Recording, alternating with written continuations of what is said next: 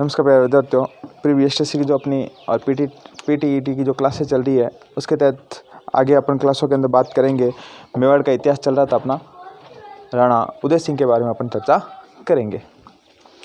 तो आज अपन बात करेंगे महाराणा प्रताप के बारे में। तो आज का अपना टॉपिक रहेगा महाराणा प्रताप।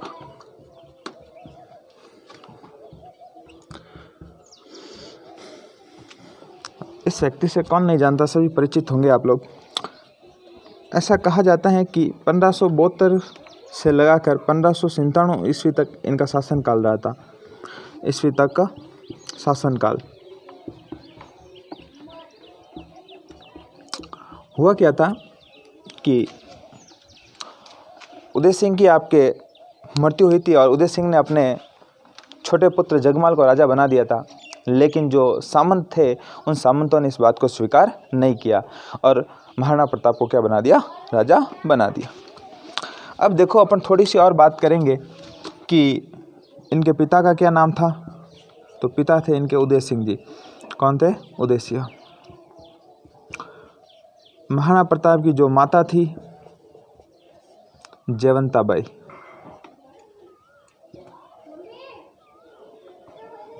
ठीक है ना। तो पिता हो गए, माता हो गई, और इनका जो जन्म हुआ था वो हुआ था 9 मई 1540। तो हम लिख सकते हैं 9 मई 1540 ईस्वी। अब कोई पूछ ले कहाँ पर हुआ था, तो कुंभलगढ़ में हुआ था। कहाँ हुआ था? कुंभलगढ़ में। और कुंभलगढ़ के बादल महल में। कहाँ हुआ था? बादल महल में। और रविवार को हुआ था।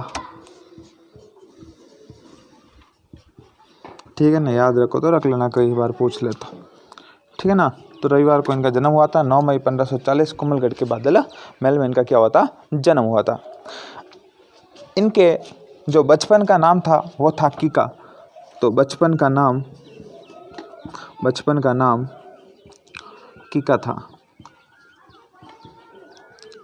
देखो सीधी सी बात है, कीका का मतलब होता है कि भीलों के जो बच्चे होते हैं ना उनको कीका कहा जाता है। तो महाराणा प्रताप भी जंगलों में रहा करते थे, मतलब जंगल वाले क्षेत्र के अंदर रहा करते थे, इसलिए उनको भी क्या कहा जाने लगा? कीका कहा जाने लगा था।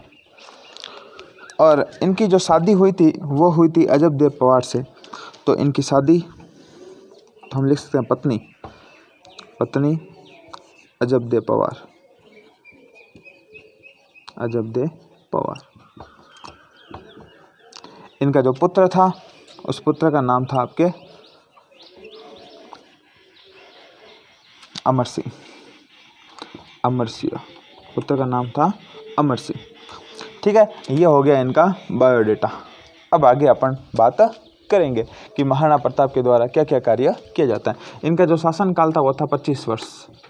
कितने वर्ष तक इनका शासनकाल था? 25 वर्ष तक। 1597 ईस्वी के अंदर इनकी क्या हो जाती है? मृत्यु हो जाती है। जो तीर वगैरह चलाते हैं उस जो तीर से आप कुछ करे थे जिससे इनकी क्या हो जाती है? मृत्यु हो जाती है। अब अपन बात करेंगे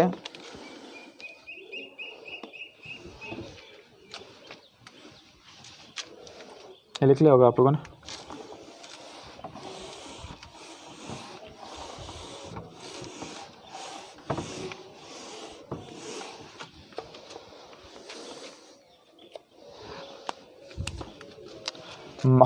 अब इनके राज तिलक की बात करते हैं। राजा है तो इनका तिलक भी होगा, तो राजा भी बनेगा। तो ऐसा कहा जाता है कि इनका जो प्रथम राज तिलक हुआ था वो हुआ था गोगुंदा के अंदर। तो प्रथम राज तिलक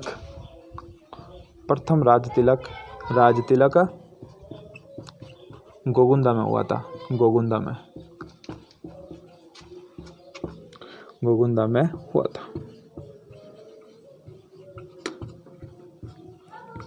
अब ये भी आपको कई बार पूछा जाता है किसके द्वारा किया गया था। तो सुलुम्बर के कृष्णदास चुंडावत के द्वारा। तो कह सकते हैं सुलुम्बर के कृष्णदास चुंडावत द्वारा।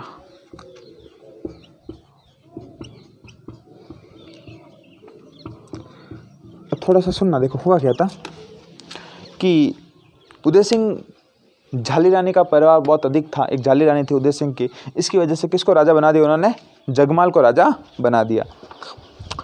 जगमाल को राजा बना दिया तो सारे जो सामंत वगैरह उन्होंने क्या कर दिया, विद्रोह कर दिया। उन्होंने कहा कि जगमाल है वो क्या नहीं है, सही तरीके से शासन नहीं करेगा, तो विद्रोह कर दिया।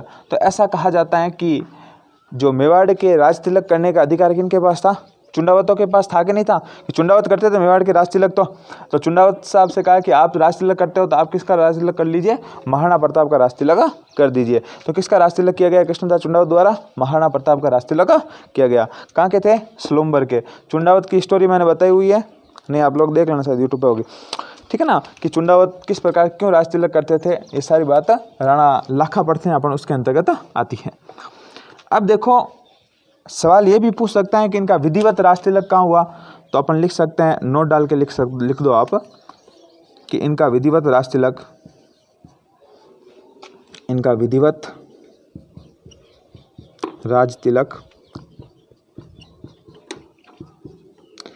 विधिवत राज तिलक कुंभलगढ़ दुर्ग में हुआ। कुंभलगढ़ दुर्ग में हुआ।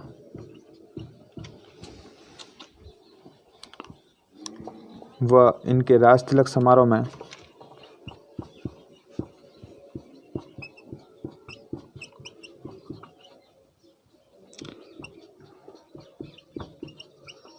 राज तिलक समारोह में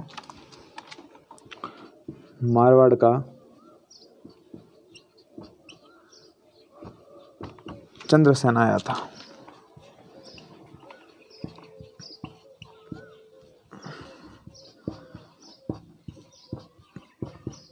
जानते हो ना चंद्रसेन, गुलाबीसर राजा कहते हैं इसको, ठीक है ना। इतिहास का महाराणा प्रताप का क्या कहते हैं, पथ प्रदर्शक, ठीक है ना, कि महाराणा प्रताप ने इसको रास्ता बताया था।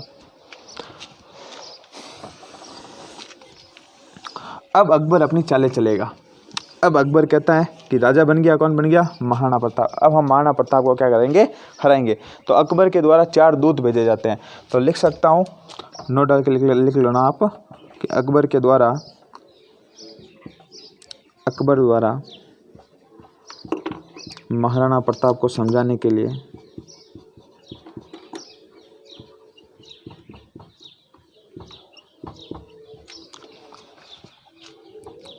समझाने हेतु 4 दूत भेजे थे।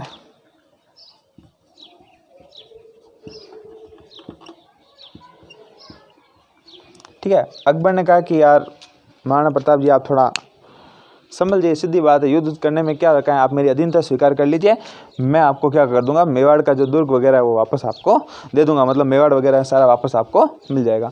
महाराणा प्रताप क्या नहीं करते हैं, अकबर की अधीनता स्वीकार नहीं करते।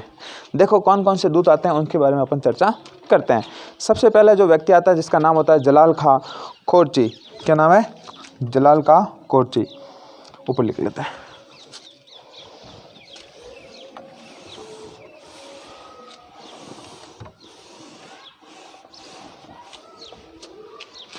प्रमुख दूत,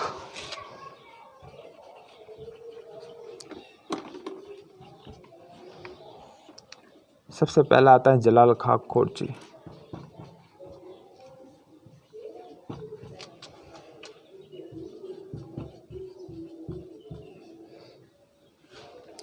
ये आता है महाराणा प्रताप से, कहता है कि अकबर ने भेजा है मुझे, अधीनता स्वीकार कर लीजिए, शहंशाह ने मुझे भेजा है और यदि आप युद्ध करेंगे तो आपकी हार निश्चित है। लेकिन महाराणा प्रताप कहता है कि मैं सोचूंगा, भाई तू वापस चला जा। तो महाराणा प्रताप ने क्या कहा, सोचूंगा। जलाल खां कोरची वापस चला जाता है। अब महाराणा प्रताप कोई जवाब नहीं देता है तो अकबर कहता है कि यार जलाल खां कोरची से तो पार नहीं पड़ी, एक काम करते हैं अपन कि कोई इनके जाति भाई को भेजते हैं। किसको, जाति भाई को। तो राजपूत राजा को भेजा, मतलब राजपूत राजकुमार को भेजा जिसका नाम था मानसिंह। क्या नाम था, मानसिंह। ये जयपुर का क्या बनेगा, फिर राजा बनेगा। अब मानसिंह यहाँ पे आता है तो मानसिंह से मिलने के लिए महाराणा प्रताप जाते ही नहीं है।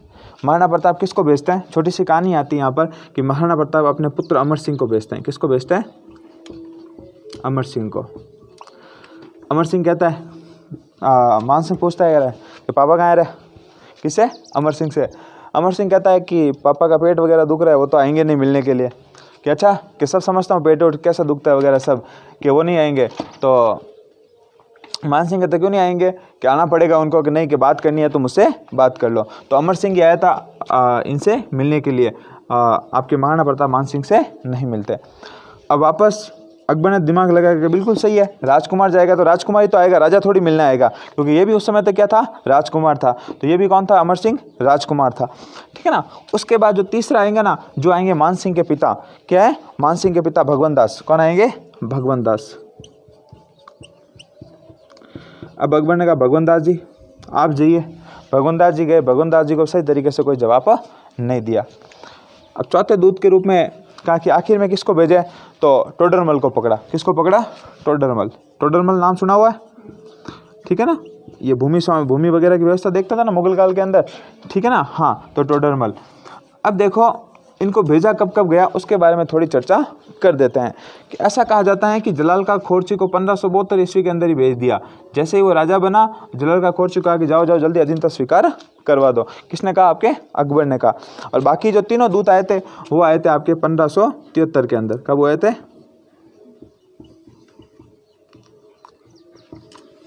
ठीक है ना।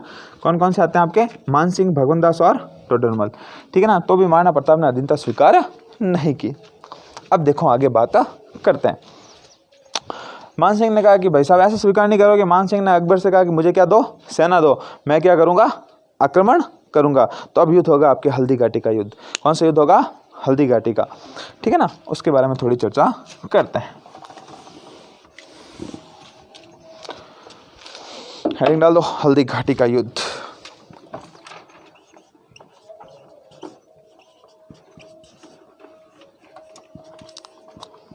किसी को पता है कि इस युद्ध को हल्दी घाटी का युद्ध क्यों कहते हैं?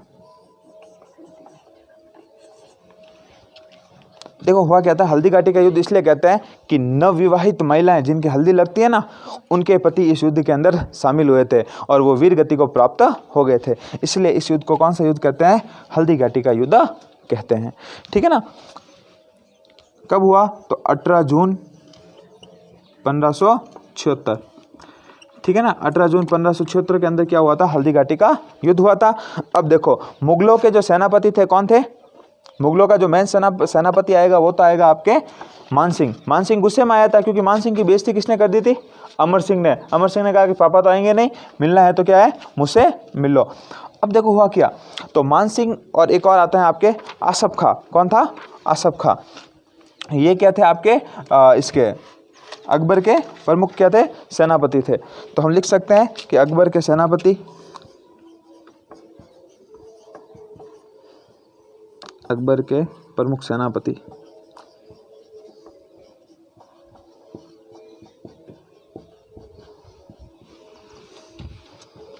मानसिंह व आसफ खां। अब सवाल आपको पूछ लेगा हल्दी घाटी युद्ध के समय अकबर के प्रमुख सेनापति कौन थे? तो मानसिंह और कौन था? आसफ खां। इनके क्या थे? प्रमुख सेनापति थे। ठीक है ना। अब ये भी पूछ लें कि किन किन के बीच में हुआ? तो महाराणा प्रताप व अकबर के मध्य हुआ। ये युद्ध किन के बीच में हुआ? महाराणा प्रताप व अकबर के मध्य, क्योंकि ये तो क्या है? इनके सेनापति हैं। क्या है? मानसिंह व आसफ खां क्या है? इनके सेनापति है। अब कहा जाता है कि महाराणा प्रताप के प्रमुख सहयोगी कौन कौन से थे? तो अपन लिख सकते हैं कि महाराणा प्रताप के सहयोगी, हेडिंग डाल सकते हैं महाराणा प्रताप के प्रमुख सहयोगी।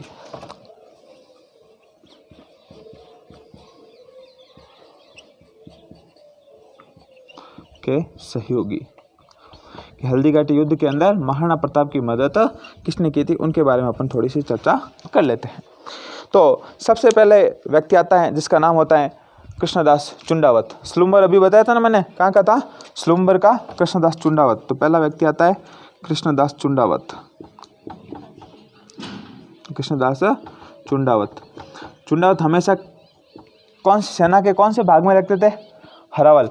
कौन सी भाग में? हरावल। हरावल मतलब आगे वाले भाग के अंदर। ठीक है ना। वीरता के लिए। तो कहाँ का था कृष्णदास चुंडावत? स्लुम्बर का। कहाँ का था? कि भाई साहब और कौन कौन साथ में थे उनके बारे में भी चर्चा करेंगे। तो राम सिंह तोमर। क्या नाम था? राम सिंह तोमर। कहाँ का था? ग्वालियर का। लिख सकते हैं राम सिंह तोमर। राम सिंह तोमर। कहाँ का था? ग्वालियर। ठीक है ना। ग्वालियर का शासक कौन था? राम सिंह तोमर ने भी क्या की थी? महाराणा प्रताप की आपके सहायता की थी। फिर आते हैं हकीम खासूर। क्या नाम है? हकीम खासूर।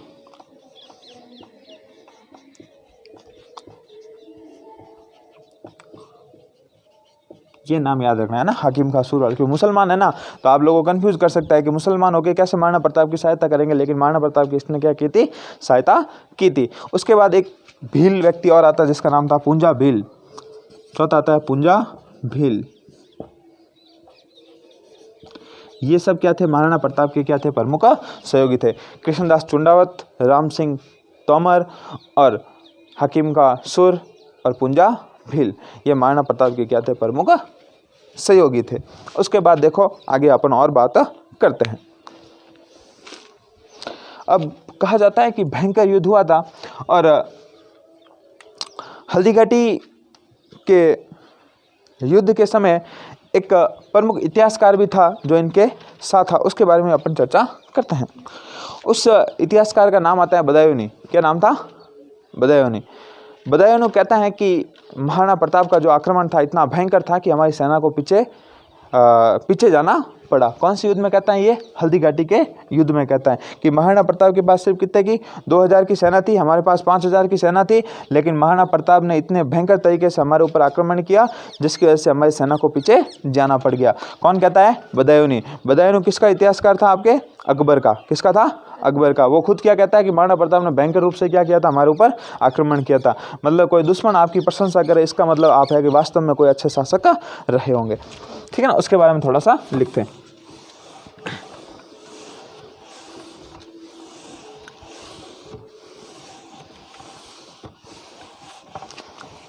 महाराणा प्रताप का जो प्रिय घोड़ा था जिसका नाम क्या था? चेतक। तो ऐसा कहा जाता है कि चेतक इस युद्ध के अंदर क्या हो गया था? घायल। तो हम लिख सकते हैं चेतक के घायल होने के बाद, चेतक के घायल होने के बाद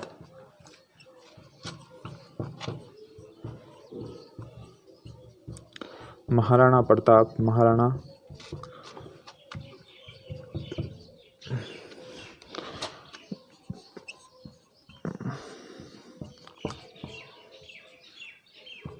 युद्ध से चले जाते हैं। ठीक है ना। इनका जो घोड़ा होता है चेतक क्या होता है? घायल हो जाता है। तो महाराणा प्रताप युद्ध छोड़ के कहाँ चले जाते हैं? जंगलों में चले जाते हैं। और जैसे ही महाराणा प्रताप युद्ध छोड़ के जाते हैं तो एक व्यक्ति आता है, उस नाम का आता है, उस व्यक्ति का नाम झालामान। क्या नाम था? झालामान। तो महाराणा प्रताप का मुकुट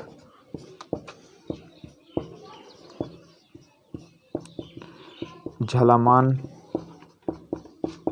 पहनकर लड़ते हैं, पहनकर वीर गति को प्राप्त हो जाते हैं।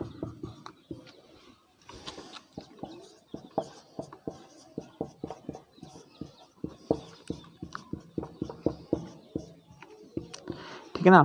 तो ये सवाल पूछ सकता है कि महाराणा प्रताप का मुकुट किसने धारण किया था? तो झालामान ने धारण किया था। ठीक है ना। और वो युद्ध के अंदर किसको प्राप्त होता है? वीर गति को प्राप्त होता है। अब देखो हुआ क्या था। एक व्यक्ति आता है जिसका नाम है मिहत्तर खां। सुनना, देखो सुनोगे ना तो कहानी की जैसे याद हो जाएगा। हुआ क्या था कि पहली बार जब आक्रमण किया महाराणा प्रताप ने इनकी मुगलों की सेना के ऊपर, तो ऐसा कहा जाता है कि मुगलों की सेना भयंकर रूप से भागने लगी और उनको पता चल गया कि वो युद्ध के अंदर क्या हो जाएंगे? हार जाएंगे। तभी मिहत्तर खां क्या करता है? एक झूठी अफवाह फैला देता है कि अकबर स्वयं युद्ध लड़ने के लिए आया है। अब राजा स्वयं युद्ध लड़ने के लिए आएगा तो सेना के अंदर क्या होगा? कॉन्फिडेंस बढ़ेगा कि नहीं बढ़ेगा? क्योंकि राजा खुद युद्ध के अंदर आ रहा है तो सेना वापस युद्ध करना शुरू कर देती है। तो आपको सवाल पूछ सकता है कि किसने अकबर के आने की झूठी खबर फैलाई थी? तो किसने फैलाई थी? मिहत्तर खां ने। तो लिख सकते हैं मिहत्तर खां ने अकबर के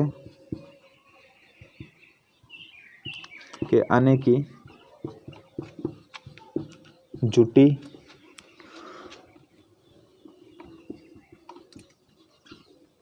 खबर फैला दी।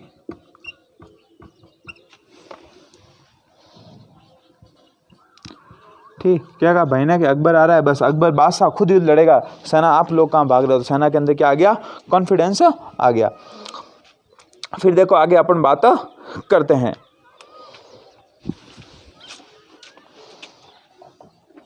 युद्ध हुआ, लेकिन ऐसा कहा जाता है कि मानसिंह प्रताप को अकबर की अधीनता स्वीकार नहीं करा पाए, अधीनता स्वीकार नहीं करा पाया।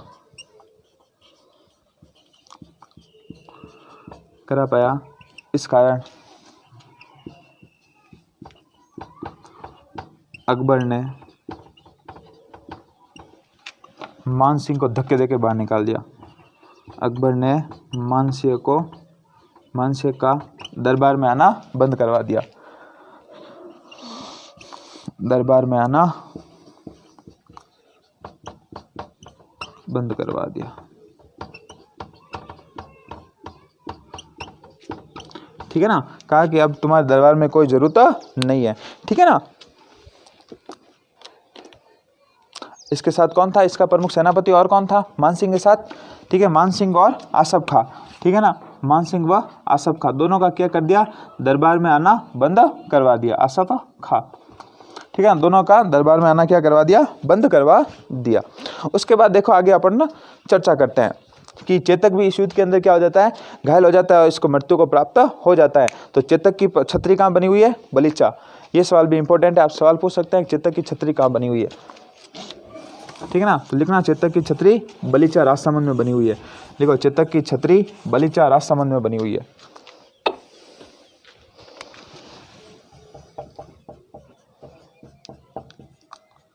चेतक की छतरी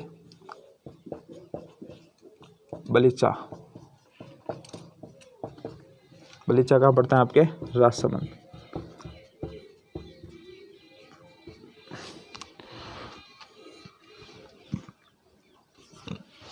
चेतक इतना समझदार घोड़ा था महाराणा प्रताप का कि हर एक मुसीबत होती है उस समय क्या देता, महाराणा प्रताप का साथ दिया करता था। अब कुछ इतिहासकार आते हैं जो इस युद्ध को अलग अलग नाम से बुलाते हैं, उनके बारे में अपन चर्चा करेंगे, क्योंकि एग्जाम के अंदर बहुत बार पूछा हुआ है कि हल्दी घाटी के युद्ध को अन्य किस नाम से जाना जाता है। तो सबसे पहला व्यक्ति आता है अबुल फजल। क्या नाम है, अबुल फजल।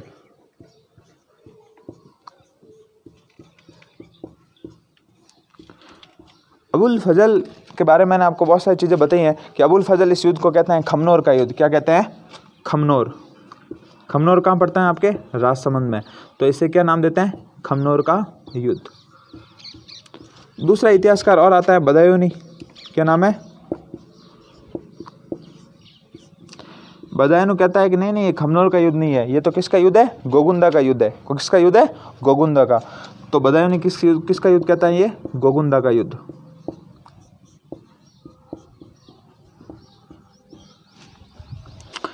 लेकिन टॉड ने कहा मैं क्यों पीछे रहूं, मैं भी अपना एक नाम दूंगा। तो जेम्स टॉड ने इसे कहा मेवाड़ की थर्मोपोली। तो जेम्स टॉड, ये अटपटे नाम लगे ना आपको, तो इसका मतलब ये है किसने दिया है, टॉड ने दिया है। किसने दिया है, टॉड ने। तो इसने क्या कहा, मेवाड़ का थर्मोपोली।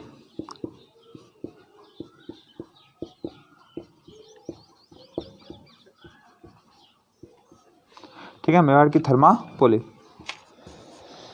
एक व्यक्ति और आता है जिसका नाम है आदर्शी लाल श्रीवास्तव। क्या नाम है, आदर्शी लाल श्रीवास्तव।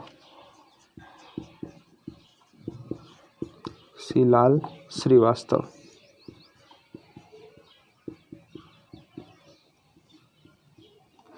आदर्शी लाल श्रीवास्तव कहते हैं इसे बादशाह बाग का युद्ध। क्या कहते हैं, बादशाह बाग का युद्ध।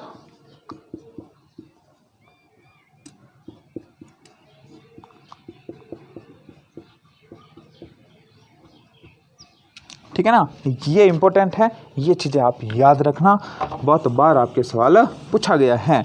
ठीक है ना, क्या पूछा गया है, सीधा सा और सिंपल सा सवाल आपको पूछा है कि अबुल फजल के अनुसार हल्दी घाटी के युद्ध को कौन सा युद्ध कहते हैं, खमनोर का युद्ध। बदायूनी क्या कहते हैं, गोगुंदा का युद्ध। जेम्स टॉड क्या कहते हैं, मेवाड़ की थर्मोपोली। और आदर्शी लाल श्रीवास्तव इसे कहते हैं बादशाह बाग का युद्ध। ठीक है ना,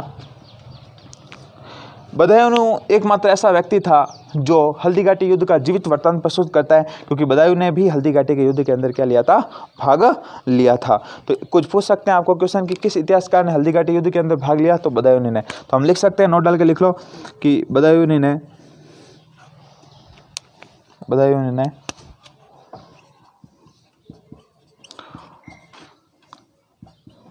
हल्दी घाटी युद्ध में भाग लिया था। हल्दी घाटी युद्ध में भाग लिया था। ठीक है ना, बदायूं ने क्या किया, हल्दी घाटी युद्ध के अंदर भाग लिया। ये कहता है कि महाराणा प्रताप का आक्रमण इतना खतरनाक था कि हमें बोरिया बिस्तर लेके वापस भागना पड़ा। ठीक है ना, ठीक है ना, बदायूं ने इस युद्ध के अंदर क्या लिया था, आपके भाग लिया था।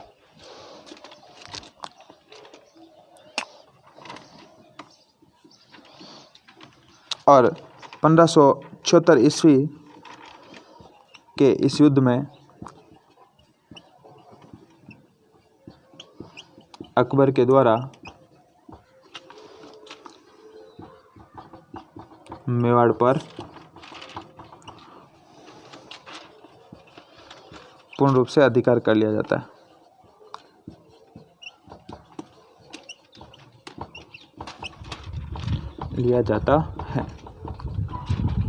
ठीक है ना, पूर्ण रूप से क्या कर लेता है, अधिकार स्थापित कर लेता है। कौन कर लेता है, आपके अकबर।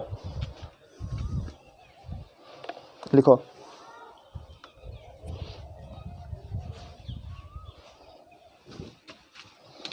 फिर एक व्यक्ति आता है शाहबाज खान। मैंने आपको बताया था ना, कुंभलगढ़ दुर्ग को सिर्फ एक बार जीता गया था।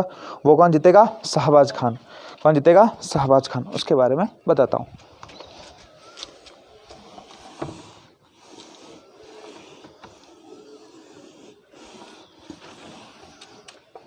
फिर अकबर ने इस जो चित्तौड़ मेवाड़ था ना, मेवाड़ का नाम बदल के क्या लिख दिया, ये भी लिख लो, नोट डाल के लिख लेना। अकबर ने मेवाड़ का नाम बदलकर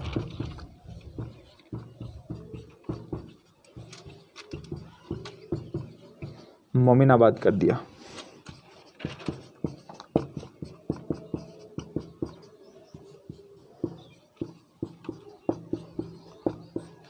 ठीक है, और फिर आता है अकबर के सेनापति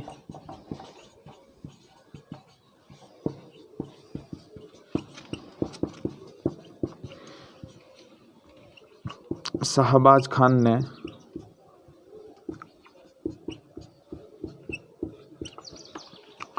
कुंभलगढ़ पर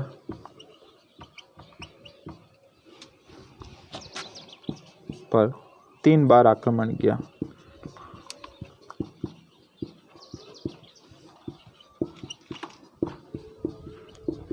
था वह इसे एक बार जीतने में क्या सफलता हासिल की थी। कब कब किया, 1577, 78 और 79 के अंदर। कब कब आक्रमण किया, 1577, 78 और 79। वह इसे एक बार जीत हासिल की। ठीक है ना, उसने एक बार किस दुर्ग को जीत लिया, कुंभलगढ़ दुर्ग को जीत लिया। अब आपको बताते हैं शेरपुर की घटना। मेवाड़ के अंदर एक जगह पड़ती है शेरपुर। क्या पड़ती है, शेरपुर।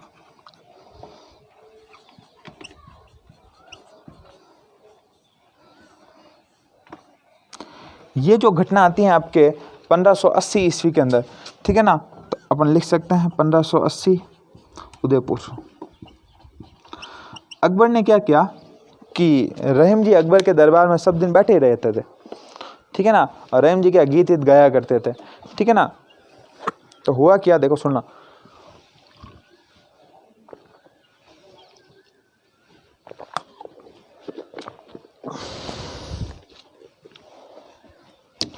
तो रहीम जी के अकबर के दरबार में क्या करते थे, बैठे रहा करते थे, मतलब गीत गाते थे। तो अकबर ने कहा रहीम जी यहीं बैठे हो, आप एक काम कीजिए, उदयपुर चले जाओ।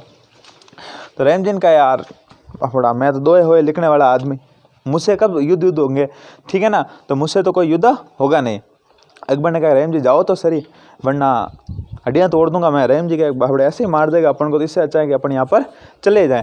तो रहीम जी ने क्या किया कि अपनी पत्नी अत्नी सबको साथ में लिया, अपनी रानी दासियों वगैरह रानी वगैरह सबको साथ में लेकर कहाँ चले गए, शेरपुर, सेना वगैरह साथ में लेके।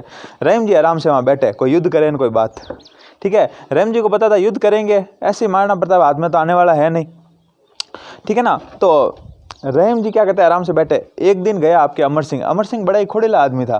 खोड़ेला आदमी से मतलब क्या था कि अमर सिंह गया और अमर सिंह ने आपके रहीम जी की पत्नी और बच्चों को उठा के लेके आ गया, ठीक है ना। अमर सिंह ने कहा बहुत घूम लिया रहीम जी यहाँ पर, अब आपका खेल खत्म। ये बात जब महाराणा प्रताप को पता चलती है तो महाराणा प्रताप किसको, अमर सिंह को खींच के एक थप्पड़ लगाते हैं और कहते हैं कि नालायक, थोड़ी शर्म कर ले, किन्हीं की बीवी और बच्चे को उठा के थोड़ी लाते हैं ऐसे पागलों के जैसे। तो फिर ऐसा कहा जाता है कि जो अमर सिंह था वापस इनकी बीवी और बच्चों को वहाँ पर छोड़ के आता है, ठीक है ना। तो क्या हुआ था इसके अंदर, अमर सिंह के द्वारा, हाँ शेरपुर, अमर सिंह के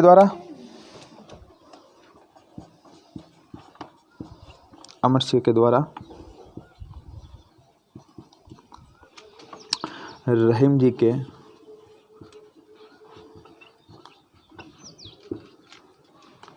बेगम व बच्चों को गिरफ्तार कर दिया था।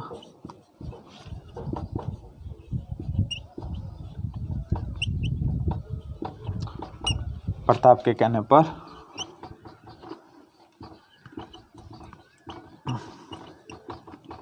पुनः छोड़ दिया।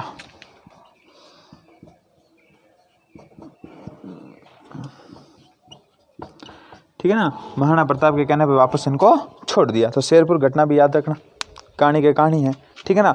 अब हल्दीघाटी युद्ध में प्रमुख किन किन हाथियों ने भाग लिया था, उन हाथियों का नाम भी पढ़ना जरूरी है क्योंकि हाथियों के नाम के सवाल भी पूछे हुए हैं। हाँ, राम प्रसाद, लूणा प्रसाद, ठीक है ना, अलग अलग नाम थे, पीर प्रसाद, ठीक है ना, लिख लिया होगा आपने। आगे देखते हैं। अब देखो हल्दीघाटी युद्ध में हाथी,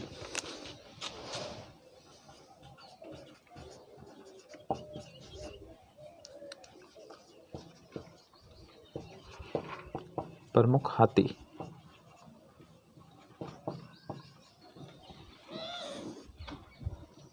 ठीक है ना, क्या है प्रमुख हाथी, जिसके अंदर सबसे पहले अपन बात करते हैं महाराणा प्रताप के हाथियों की। तो महाराणा प्रताप का एक तो सबसे अच्छा इतना समझदार हाथी था जिसका नाम था राम प्रसाद। जो रीट का एग्जाम होता है ना उसके अंदर ये सवाल पूछा हुआ है, ठीक है ना। दूसरा था आपके लूणा, क्या नाम था, लूण जी ने याद रख जाने, याद रहे जी, ठीक है नी, कौन था, लूणा, ठीक है ना। एक तो राम प्रसाद, दूसरा कौन था, लूणा। और अकबर ने राम प्रसाद का नाम बदल के क्या कर दिया, पीर प्रसाद। तो अकबर द्वारा राम प्रसाद का नाम बदल के क्या कर दिया, पीर प्रसाद। याद रखना, पूछ ले कोई एग्जामिनर कि अकबर ने किस हाथी का नाम बदल कर पीर प्रसाद किया था, तो क्या नाम था उसका, राम प्रसाद। क्या नाम था, राम, भगवान राम के नाम पर हाथी का नाम राम प्रसाद रखा और अकबर ने इसका नाम बदल के क्या कर दिया, पीर प्रसाद कर दिया। और मुगलों के जो प्रमुख हाथी थे, एक तो था मर्दाना और एक था गजमुक्ता। तो हम लिख सकते हैं मुगलों के हाथी, मुगलों के हाथी, मर्दाना, दूसरा कौन सा था, गजमुक्ता, गजमुक्ता। ये किसके हाथी थे, मुगलों के हाथी थे। याद रखना, इन हाथियों के बारे में भी सवाल पूछा जा सकता है। अब उसके बाद जो अपन बात करेंगे, एक और युद्ध होगा दिवेर का। कौन सा युद्ध, दिवेर।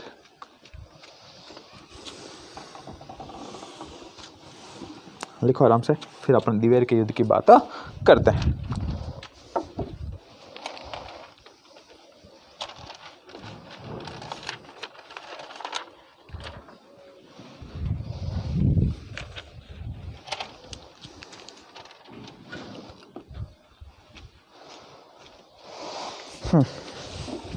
फिर देखो दिवेर,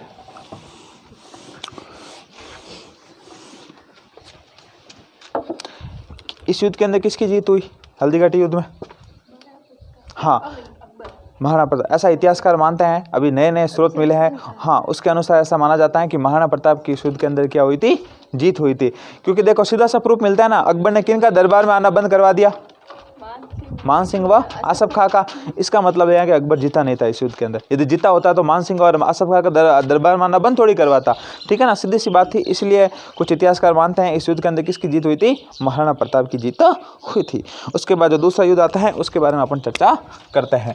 क्या नाम था, दिवेर का युद्ध। कौन सा, दिवेर। दिवेर पड़ता है आपके राजसमंद में। कहाँ पड़ता है, ये युद्ध हुआ था 1582। कब हुआ था, ठीक है ना, 1582 ईस्वी के अंदर कौन सा युद्ध हुआ था, दिवेर का। सुल्तान खान, ठीक है ना, और आपके महाराणा प्रताप के बीच युद्ध होगा।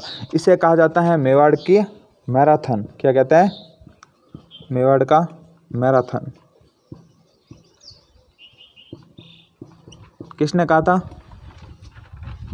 किसने कहा था, जेम्स टॉड ने, ठीक है ना। सिर्फ जो अटपटे नाम मिलेंगे वो सब कौन कह के गया, टॉड, ठीक है ना। तो इसे मेवाड़ का क्या कहा जाता है, मैराथन। इस युद्ध में किसकी विजय हुई, महाराणा प्रताप की। तो महाराणा प्रताप की विजय हुई, महाराणा प्रताप की विजय हुई।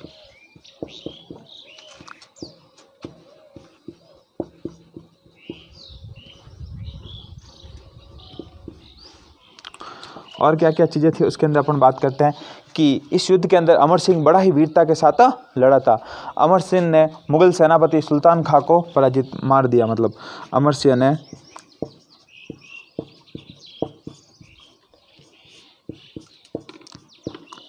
मुगल सेनापति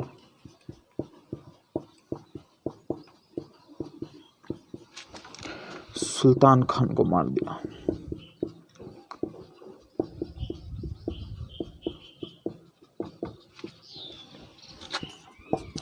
देखो हुआ क्या, सुल्तान खान बड़ा ही क्या था, भयंकर शासक था। हुआ ऐसे कि सुल्तान खान और अमर सिंह के बीच में युद्ध हुआ। अमर सिंह ने ये तलवार भाला लिया और पूरा का पूरा चीर दिया। किसको, आपके सुल्तान खान को। किसको किसको चीर दिया पूरा, सुल्तान खान। अब सुल्तान का बेटा बेटा तड़पे वहाँ पे। सुल्तान कहा कि भाई साहब एक बार मुझे अमर सिंह के दर्शन करवा दो, ऐसा वीर लड़का तो मैंने अपनी ज़िंदगी के अंदर नहीं देखा। तो महाराणा प्रताप ने कहा बिल्कुल मिलाया जाएगा तुम्हें। तो सुल्तान खान ने कहा कि ऐसा था कौन है जिससे मुझे मारा इतना भयंकर तरीके से। तो अमर सिंह आता है, अमर सिंह से कहते हैं कि भाला वापस बाहर निकाल। तो अमर सिंह से वो भाला वापस बाहर निकलता नहीं है।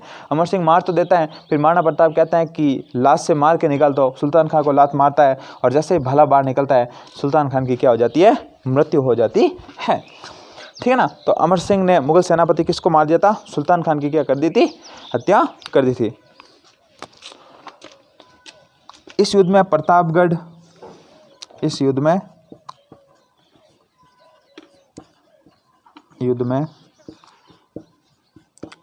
प्रतापगढ़ बांसवाड़ा ने महाराणा प्रताप की क्या की थी, सहायता की थी। प्रताप की सहायता की।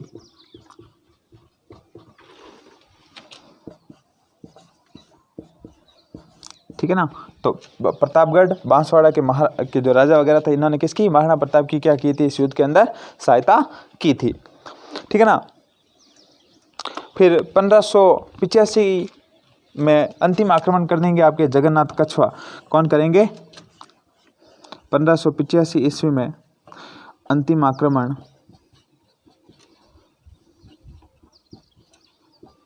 जगन्नाथ कछवा का होता है।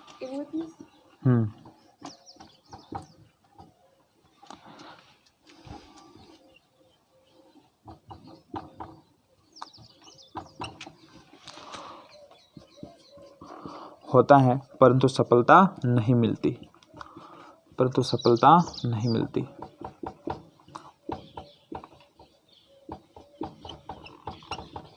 सफलता ही नहीं मिल रही है। अकबर ने कहा धूड़ खाई, अब तो मैं महाराणा प्रताप के ऊपर आक्रमण नहीं करूंगा, ठीक है ना। तो अब महाराणा प्रताप के ऊपर किसी प्रकार का कोई आक्रमण नहीं किया जाता। ये अकबर का क्या था, अंतिम आक्रमण था। आपसे पूछ ले कि अकबर के द्वारा महाराणा प्रताप पर अंतिम आक्रमण कौन सा किया गया था, 1585 के अंदर जगन्नाथ कछवा के द्वारा आक्रमण किया गया था। महाराणा प्रताप के द्वारा एक स्थान आता है मालपुरा में, एक झालरा का निर्माण करवाया था। हम लिख सकते हैं कि प्रताप के द्वारा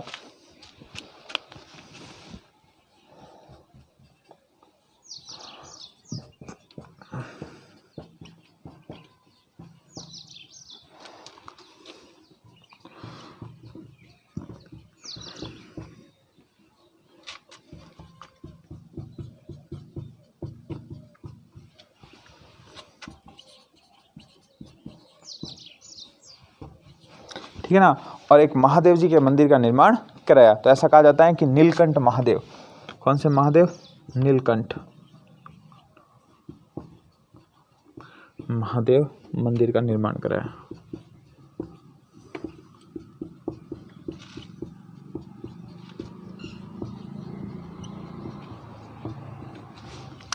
ठीक है ना, किसके द्वारा कराया गया? प्रताप के द्वारा करवाया गया था। ठीक है ना, देखो ये, फिर महाराणा प्रताप के द्वारा चावंड को अपनी क्या बनाया? राजधानी। तो महाराणा प्रताप के द्वारा चावंड को अपनी राजधानी बनाया गया। तो प्रताप ने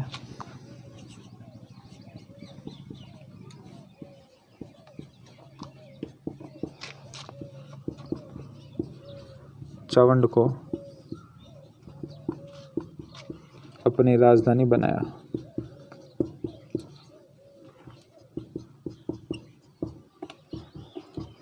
ठीक है ना, पूछ सकता है कि महाराणा प्रताप की राजधानी कौन सी थी? तो कौन सी थी? चावंड। ठीक है ना, तो चावंड को अपनी क्या बनाया? राजधानी बनाया। ऐसा कहा जाता है कि चित्तौड़ मांडलगढ़ प्रताप ने चित्तौड़ व मांडलगढ़ को छोड़कर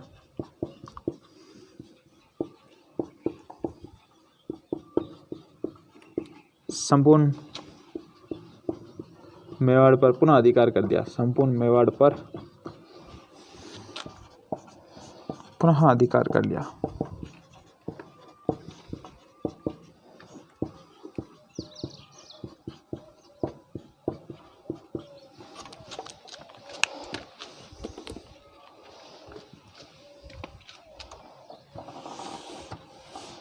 और इसी समय चावंड के अंदर चित्रकला की शुरुआत होती है।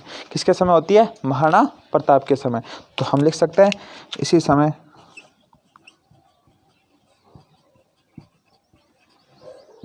चावंड में चित्रकला की शुरुआत होती है।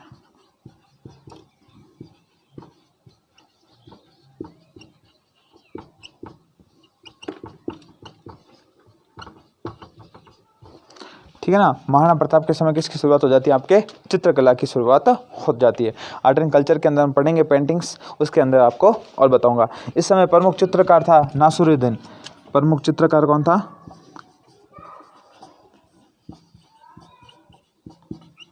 नासिरुद्दीन।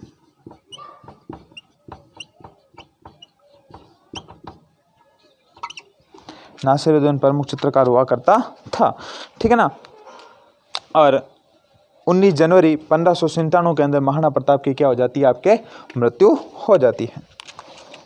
हम लिख सकते हैं 19 जनवरी 1597 को महाराणा प्रताप की मृत्यु हो जाती है।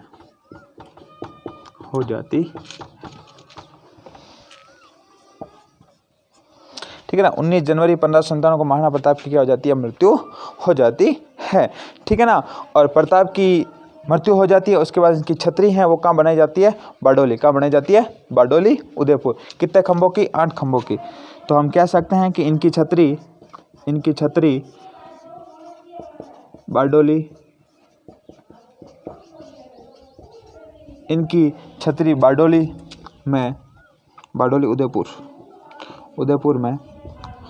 उदयपुर में 8 खंभों की है। कितने खंभों की?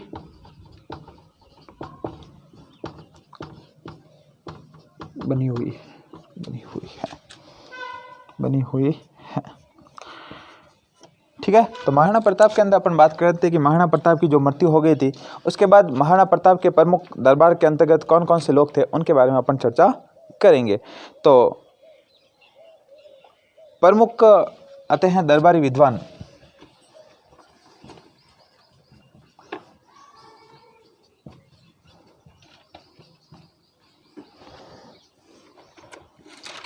कि इनके दरबार में कौन कौन रहा करते थे, उनके बारे में अपन क्या करेंगे, थोड़ी चर्चा करेंगे।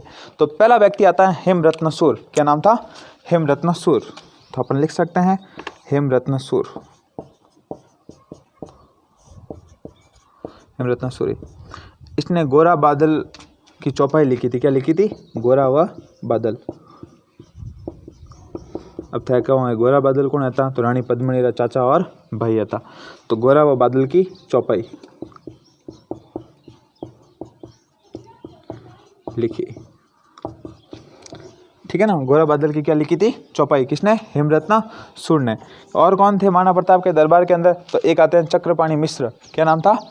चक्रपाणि मिश्र। कहा जाता है महाराणा प्रताप के बहुत ही अजीज मित्र हुआ करते थे, चक्रपाणि मिश्र। इसने अलग अलग प्रकार की पुस्तकें लिखी, एग्जाम के अंदर पूछी जाती है, लिख लो आप उन पुस्तकों का नाम। एक तो था राज्य अभिषेक। क्या था? राज्य अभिषेक। दूसरा था मुहूर्त माला। तो पहली थी राज्य अभिषेक, मतलब राजा का अभिषेक किस प्रकार से होता है। दूसरी थी मुहूर्त माला, मुहूर्त माला।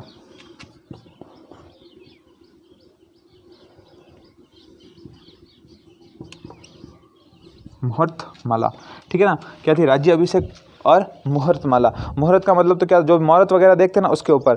एक थी विश्व वल्लभ। क्या थी? विश्व वल्लभ, विश्व वल्लभ।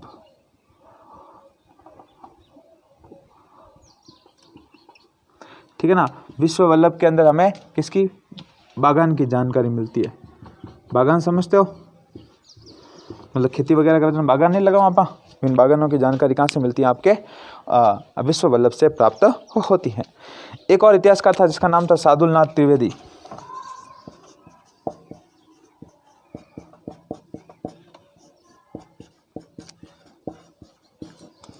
सादुलनाथ त्रिवेदी था ना, उसने भी बहुत सारी क्या लिखी थी? आपके पुस्तक लिखी थी। और महाराणा प्रताप ने इसको एक जागीर दी थी, कहाँ की? मंडेर की।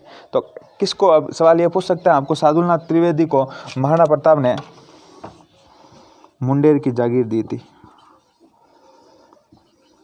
जागीर दी थी।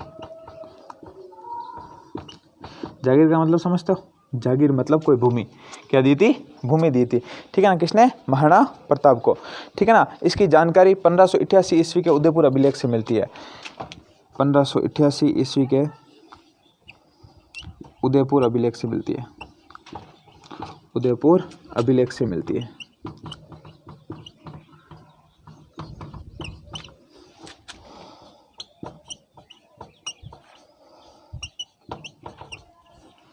ठीक है ना। उदयपुर अभिलेख से किसके बारे में जानकारी मिलती है? कि सादुलनाथ त्रिवेदी से, जिनको किसकी जागीर दी गई थी? मुंडेर की जागीर दी गई थी। दो व्यक्ति और आते हैं, एक का नाम था भामाशाह और एक का नाम था ताराचंद, ठीक है ना। तो इन्होंने महाराणा प्रताप की क्या की थी? सहायता की थी। तो अपन लिख सकते हैं भामाशाह व ताराचंद। ताराचंद नाम तो याद रही, ठीक है ना, बिन नाम था लोगों ने, ठीक है ना। तो भामाशाह और ताराचंद।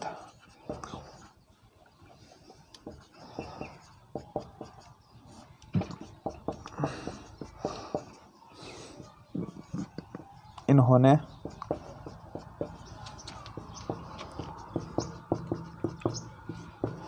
महाराणा प्रताप की सहायता की थी। अब देखो, इन्होंने सहायता की, कहानी था सुनियोड़ी है। भामाशाह धन लेके आते हैं, किसको देते हैं? महाराणा प्रताप को, ठीक है ना। तो ऐसा कहा जाता है गरीबी के दिनों के अंदर महाराणा प्रताप की सहायता किसके द्वारा? भामाशाह व ताराचंद के द्वारा की गई थी। फिर महाराणा प्रताप ने भामाशाह को अपना प्रधानमंत्री बनाया। तो प्रताप ने इसे अपना प्रधानमंत्री बनाया।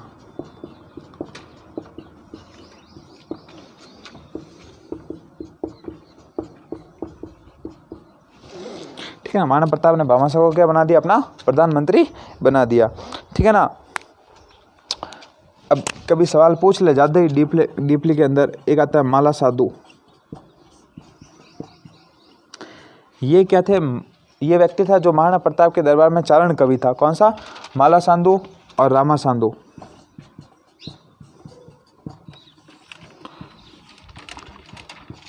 महाराणा के दरबार में चारण विद्वान।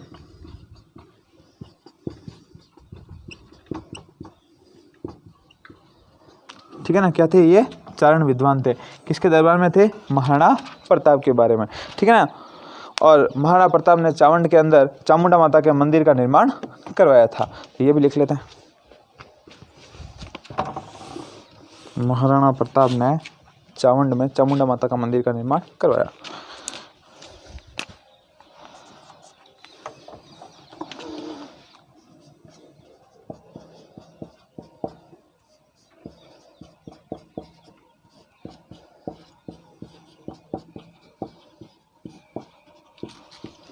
चामुंडा माता का मंदिर,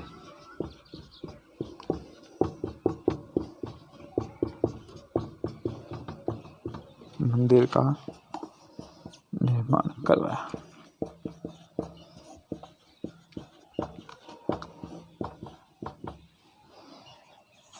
पंद्रह सौ 85 के अंदर आपके चावंड राजधानी बनते हैं। कब बनती है? 1585 तक। और 1615 ईस्वी तक आपकी क्या रहेगी? चावंड राजधानी रहेगी। अब आपसे सवाल पूछ लें कि महाराणा प्रताप के समय तक चावंड कितने वर्ष तक राजधानी रही थी? तो महाराणा प्रताप की मृत्यु 97, 1585 97 कितने साल हुए? 10 तो 12 साल, तो 12 साल। ठीक है ना। पूछें कि चावंड राजधानी कितने वर्षों तक रही? महाराणा प्रताप नहीं पूछे तो कितने वर्ष हो जाएंगे? 1585 से लगाकर 1615 तक। कितना हो गया? 30 वर्ष हो गया। उस समय तक राजधानी रही थी। हाँ हाँ, तो महाराणा प्रताप के दरबार में चारण विद्वान थे, चारण कवि था। ठीक है ना। तो इस प्रकार से आपके महाराणा प्रताप होते हैं कंप्लीट। इससे बाहर आपके सवाल नहीं आएगा।